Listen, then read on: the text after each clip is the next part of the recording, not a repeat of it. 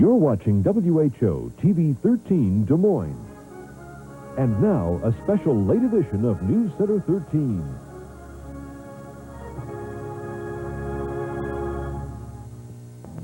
Good evening. Thanks for staying up late with us. Blood has been shed in the overthrow of the Haitian government. Radio stations in Haiti say at least 6 people are dead in clashes stemming from last night's coup. And there is a lot of concern in Washington, D.C. You see, the new man in charge is a general in the Haitian army, and he also served as an advisor to former dictator Baby Doc Duvalier. Jim McLashevsky reports. Toppled by the coup, General Henri Namfi fled Haiti for the Dominican Republic. He was forced to flee as gunfire broke out overnight in the capital of Port-au-Prince. At least one person was reportedly killed, hanged by a lynch mob and his body burned. Namfi himself had seized power in a coup only 3 months ago. This latest coup was led by General Prosper Avril, who was immediately declared president. This small island nation has been racked by recent violence, its 6 million people ravaged by poverty. Last year's elections were called off after 34 voters were massacred at the polls. The United States then cut off its military and economic aid. In Washington, President Reagan didn't know the details of the coup, and there was no official U.S. government response. But U.S. officials are concerned that if Haiti's new government doesn't clean up the country's disorganization and corruption, it will remain a breeding ground for trouble in the region. Jim McLashevsky, NBC News, Washington. And there was another coup overnight. The commander of the armed forces in Burma has taken control of that country's government. It is the 4th change in Burma's government in the past 8 weeks. Thousands of people have surged into the streets of Rangoon tonight, protesting the change and demanding democratic reform. The death toll from Hurricane Gilbert may exceed 200. The storm continues to spawn heavy rains in the southwest and midwest. The major tasks ahead, cleanup and putting uprooted lives back together. Chris Abel reports. In northern Mexico, widespread flooding has cut off an unknown number of people, leaving them without shelter and food. The Red Cross confirms at least 55 people are dead after 4 buses were swept away Saturday. An estimated 200 people are still missing and feared dead.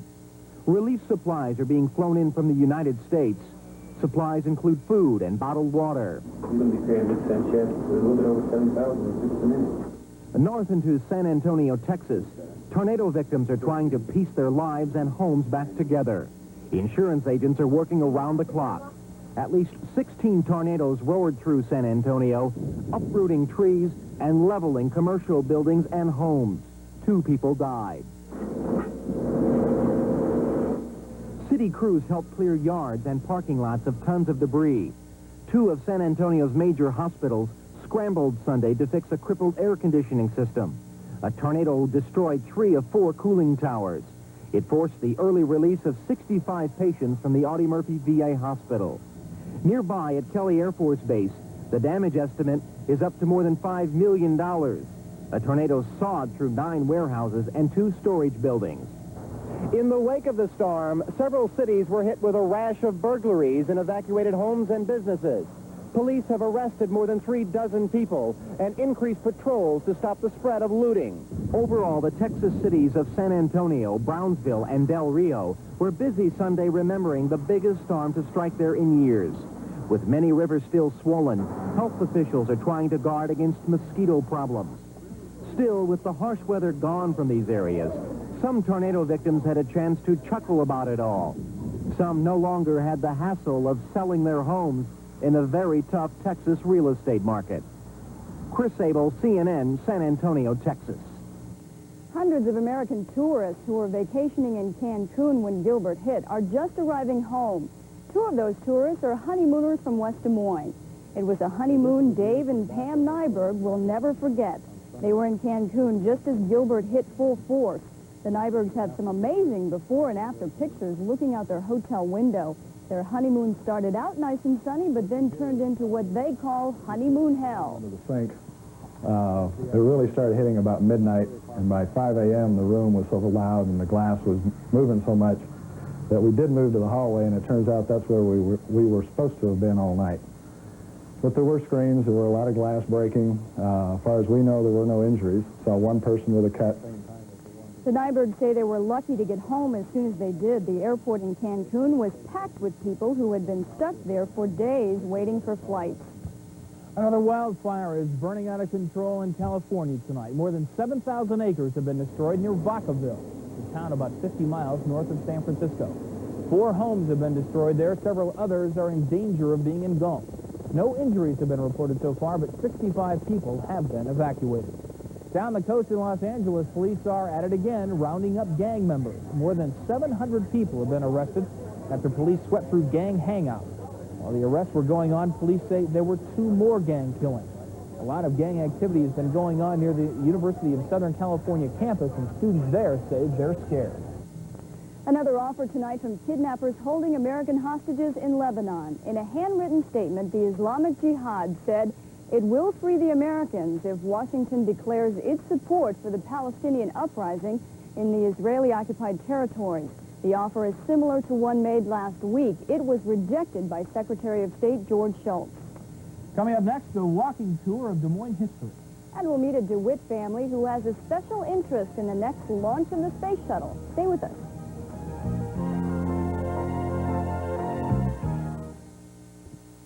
George Bush's Iowa campaign manager is demanding an apology tonight from Iowa Democratic Chairwoman Bonnie Campbell for Campbell calling Dan Quayle a gutless wonder. Campbell's comments came after Dan Quayle's visit to Des Moines last Friday. She says his unwillingness to answer questions from the press or from Iowans during that visit shows a lack of courage, and Campbell says she will not apologize. Bush campaign manager George Woodcraft sent a letter to Campbell saying that character assassination and mudslinging has no place in national politics. Iowa astronaut Dave Hilmers will be on board the space shuttle when the next flight finally goes off. To his parents in DeWitt, it's an exciting but also scary event because of the last shuttle flight, the Challenger disaster. But as Rick Benjamin reports, they plan to be there for liftoff. One of the mission specialists on Discovery is Dave Hilmers of DeWitt, about to lift off on his second space shuttle flight. His father, Paul, is the Clinton County assessor, not to mention being a proud dad. You know, everyone shares in the excitement, and the area is especially proud of itself for producing 3 of them. Since this is the first shuttle flight in more than 2.5 years, being selected for this mission is a singular honor. I think that they have been all selected from rather a large group of volunteers, as I understand it. So the selection for this particular flight can be considered an honor. Dave Hilmer's mother will also be a part of the thousands at Cape Canaveral in 2 weeks to witness the liftoff of Discovery. She's ready with some advice for her son. He has a strong faith, and I think I would tell him to keep that up all during the trip, the launching and the trip and the landing. In such an intellectual enterprise as spaceflight, it does appear there's still some room for emotion. When you see your son get on the ship, or when you see the ship standing there, what do you think your feelings will be? I'm waiting to see. I really am. I honestly don't know. I am a stoic, and we'll see how stoic I am when the time comes. Yeah. Rick Benjamin, Newscenter 13, Clinton County. More than 1,000 people packed the streets of Sherman Hill today, all part of the annual walking tour. The Sherman Hill Association sponsors the tour to showcase its home and to reintroduce Des Moines residents to a neighborhood they should be proud of. This year, a new development project was also unveiled. Houston developer Art Mao is looking to turn this vacant lot into a string of Victorian townhouses. But one of the 6 landowners apparently won't sell. Is to jump another block and do another block. And hopefully the other people in the city will see that with coordination with everybody involved, things like this can only happen in Sherman Hill. It can happen in Drake. It can happen in any neighborhood, but it takes a community of residents getting involved, as well as the city and the financial institutions. We think it's great because it would complement what we're doing as individuals and develop some vacant land at the same time. Mo says if he does not acquire the land by Wednesday, he's going to take the $2 million project to either Chicago or Atlanta. The townhouses are designed to provide more residential living near downtown. The TV 13 Women's Show is being called a huge success. It attracted many more people than expected. This is the first year for the event. Promoters were expecting attendance to be around 8,000. Instead, about 18,000 people showed up for the show. The thousands of women were able to find out a wealth of information on topics such as health, beauty, and education. The Valley Arts Festival was another place where lots of people were today. The annual festival at Valley Junction is free. Visitors could see all kinds of paintings, jewelry, sculptures, and ceramics. There was also some free entertainment by the Two Rivers Dixieland Band and the band Freestyle. The West Des Moines Chamber of Commerce sponsors the event and promises to return the money raised to the community. We'll check the back-to-work forecast in just a couple of minutes. And you might want to take an umbrella along with you to work tomorrow. Ed Wilson has the forecast when we come back.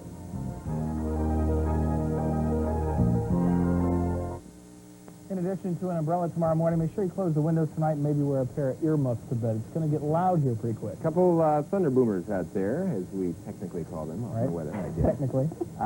It's coming our way all off of Gilbert again. This guy is something we've been talking about here for the last week and a half. He's still around, when isn't he? he's all finished and doing whatever he's doing, so we won't have to talk about him anymore. But first off, our weather flashback for tonight. From Marshalltown, Iowa, 1987. This is from Fred George of Marshalltown, and he wanted to have me call him when I put this on, but unfortunately he did not give a phone number. Fred, I hope you're watching tonight. Marshalltown, Iowa, some great cloud shots there. Thank you very much, George. Now, for the current conditions outside, and our record high for, our high for the day was not a record, 81 degrees. The overnight low last night, just 10 degrees cooler than that, 71. A rather muggy evening out there. Temperature right now, 72 degrees. We have a cold front moving in, though. That's going to change our temperatures drastically during the next few days, back around where we should be, around fall. Sky's cloudy and southeasterly or southerly wind right now, 13 miles per hour. The dew point's 90%, way up there. A lot of moisture in the air. 69 degrees for the dew point. And the barometric pressure right now, 29.68 inches, and dropping off at this hour. You'll see on the satellite view, here come the clouds from Gilbert. Still talking about that guy. We'll be glad when that's all finished. But we have something else to talk about, too. Two systems in our area. This cold front right off to the north and west of Iowa is pushing through sections of South Dakota back into Nebraska. Some tops on the clouds out here, the very, very tops up there where the thunderheads are forming, 57,000 feet in the air. So some big storms out there. A lot of hail damage done out in South Dakota also. So this is all moving our way. We're expecting it to weaken a little bit as it moves into the northwestern sections of Iowa a little later on tonight. Now let's take a look at the National Weather Service radar.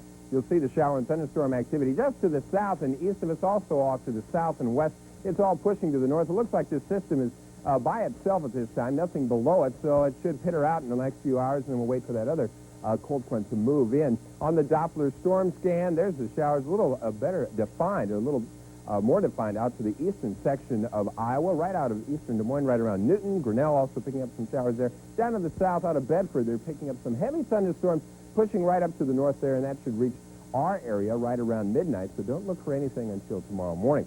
Now, as you see, for the current radar for the National Weather Service, we have a few watch boxes to talk about tonight.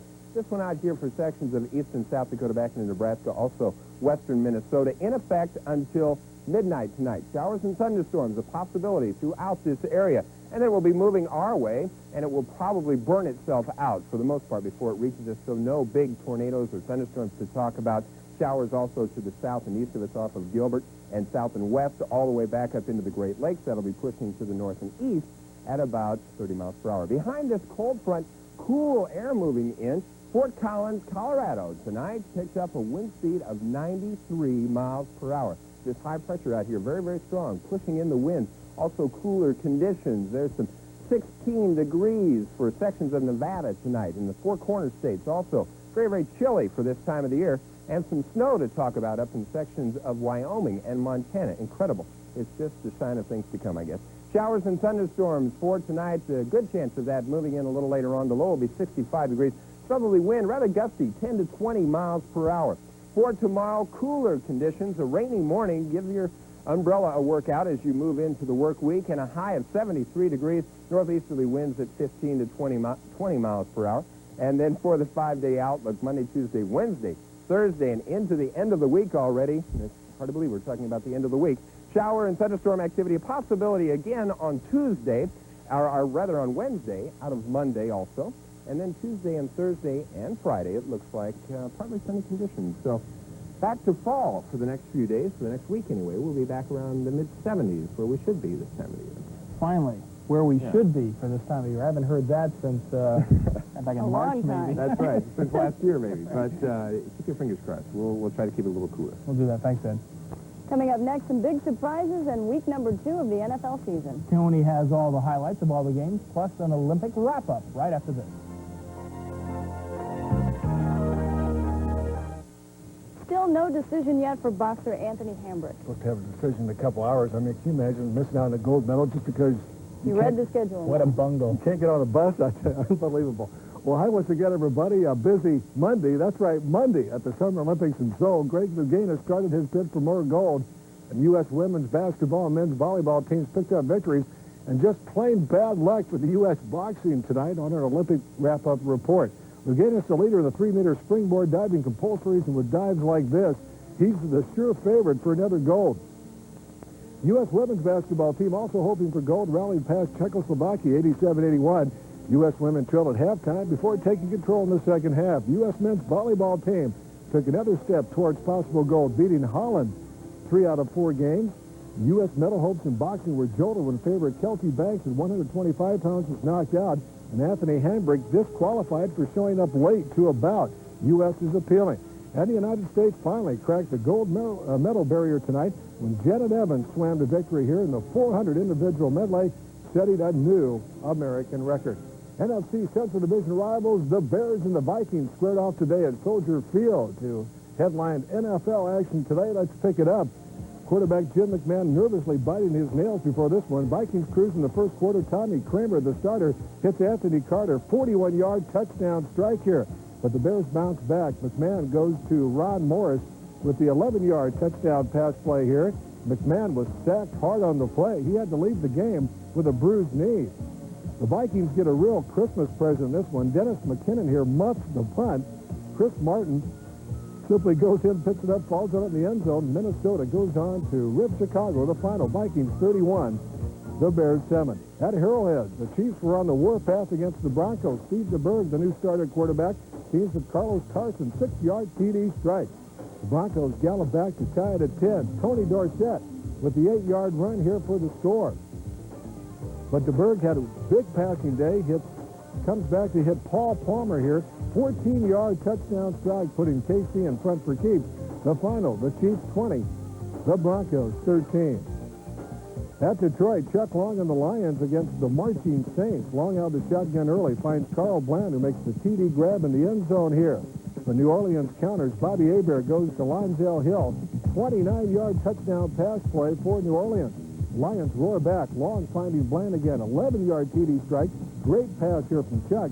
But the Saints go marching on 22-14 over the Lions today.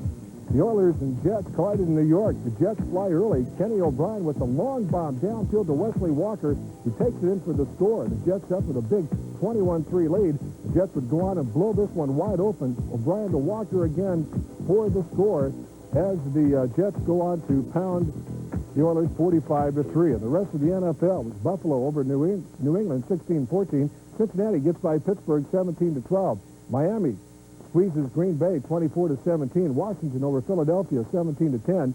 Phoenix gets a win over Tampa Bay 30-24. San Diego over Seattle 17-6. The Giants get by Dallas 12-10.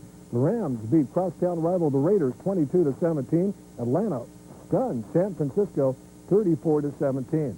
Well, our Newscenter 13 sports play of the day turns out to be a very wacky play from the NFL today.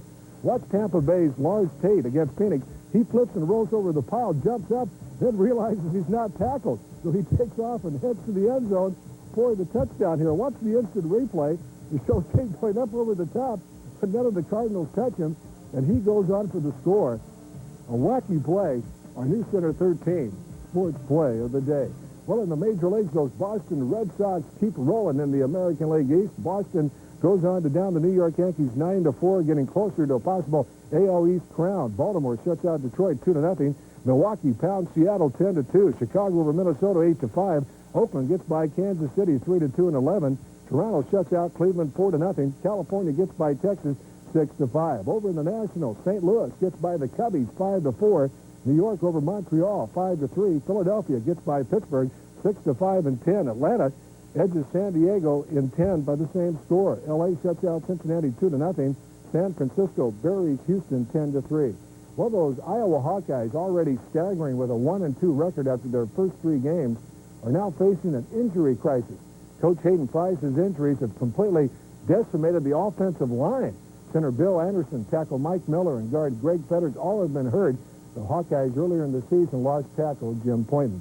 Final round scores from the Bank of Boston Golf Classic. Mark Calcavecchia, the winner, 14 under, 274. Don Pooley at 275. Iowan Dave Rummels ties for third at 276. Arnold Palmer, the winner at the PGA Senior Classic, and more Olympics tomorrow here on 13. I thought Brian Gumbel, they almost had to prop him up tonight. The poor guy. Tired. He looked like he was pretty tired, yeah. I think you had to take that guy from Tampa Bay and put him on the gymnastics team. That was a heck of a touchdown run. Thanks, Tony. Who are the richest entertainers in the world this year? Well, you know them all, and we'll have the list after this.